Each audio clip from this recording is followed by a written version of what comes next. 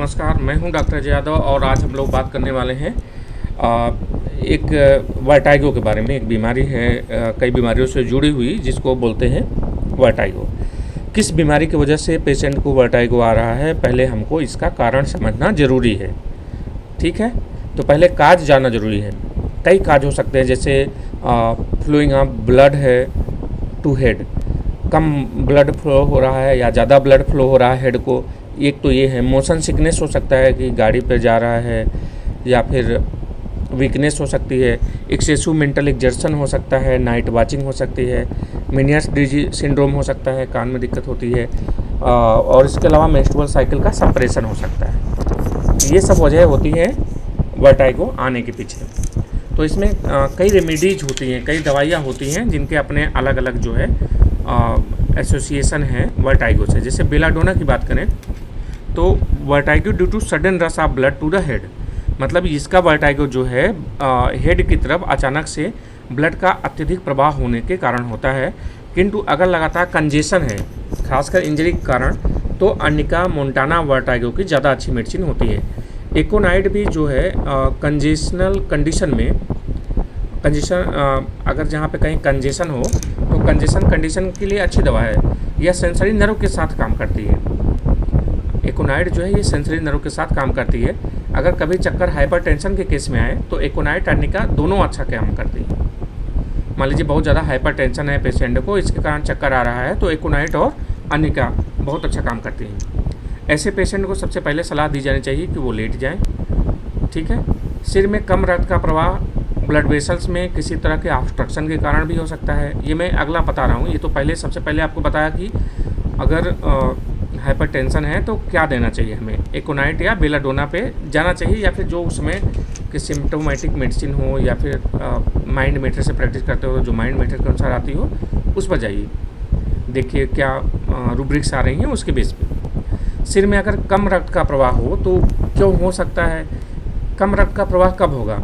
जब ब्लड के फ्लो में किसी तरह का ऑब्स्ट्रक्शन होगा तो होगा।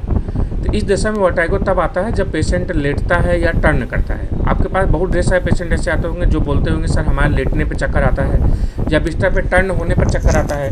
तो ऐसे पेशेंट जो लेटते हैं या फिर टर्न होते हैं, तो उनको अगर चक्कर आता है तो उनके लिए सबसे बढ़िया मेडिसिन जो मेरे समझ में आती है वो कोनियम मैक है।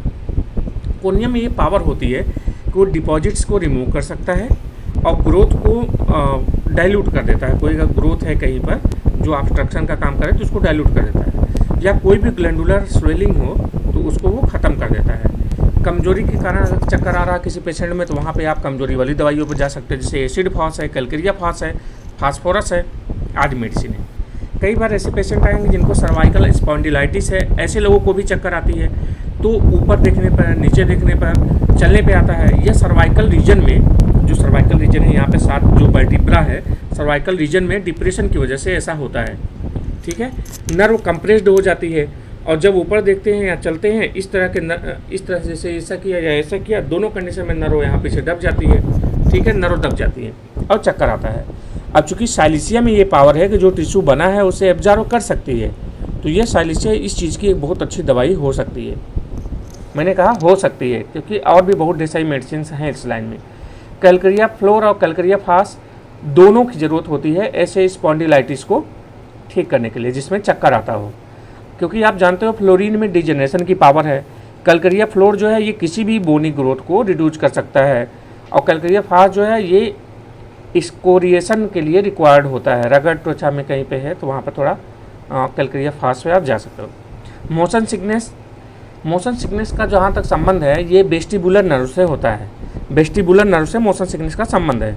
ये इम्बैलेंस आ जाता है बॉडी में, नजिया आता है, वोमिटिंग आता है, वर्टाइगो आता है, और इसमें हेडेक आता है। तो बहुत सबसे बढ़िया दो मेडिसिन के नाम बताऊंगा मैं इस केस में। एक तो है आपकी कोकुलस है, दूसरा कोकुलस और टबैकम है, चीफ मेडिसिन है। दोनों अफेक्ट करती है नर्व को, जो नजिया, वोमिटिंग और वर्टाइगो को प्रोड्यूस करती है। यदि यह जो दिक्कत है से जुड़ी है तो वहाँ पर किसी तरह से, मतलब जीआई ट्रैक्ट से अगर जुड़ी प्रॉब्लम है तो वहाँ पर हम जा सकते हैं टबैकम के लिए। अदरवाइज कोकुलस बेस्ट मेडिसिन है मोशन सिकनेस के लिए। जब भी आप गाड़ी चलाएं, राइडिंग पे बहुत लोग देखते हैं ना, गाड़ी पे जा रहे हैं, कार पे जा रहे हैं, तो वो इतना वोमिटिंग करते हैं, बस पे जा रहे हैं वोमिटिंग करते हैं, तो ऐसे लोगों के लिए आप कोकुलेक्स के एक डोज ट्रैवलिंग से 1 घंटे पहले और बाद में दीजिए, बहुत अच्छा वर्क करती है। बहुत ज़्यादा सीवियर वर्टाइगो हो अगर, तो मीनियर डिजीज़ है मिडिल या इंटरनल ईयर में, तो सीवियर वर्टाइगो हो, सिर में भारीपन है, टिनिटस है और डीपनेस है, तो सोडियम सैलिसिलेट भाई साहब ज़बरदस्त काम करती है। और सीपिया जो है, मतलब मैं कनेक्ट करके एक चीज़ को बताते जा रहा हूँ। सीपिया जो है ये कंट्रोल करती है हार्मोनल डिस्फंक्शन को। अगर किसी का मेंसेस बहुत कम आ रहा है, उसकी वजह से वर्टाइगो, हेडेक या माइग्रेन है, तो वहाँ पर सीपिया एकदम मस्त है, निकाल देगी केस। फिलहाल तो ये तो फिलहाल डायग्नोस्टिक अप्रोच हुआ।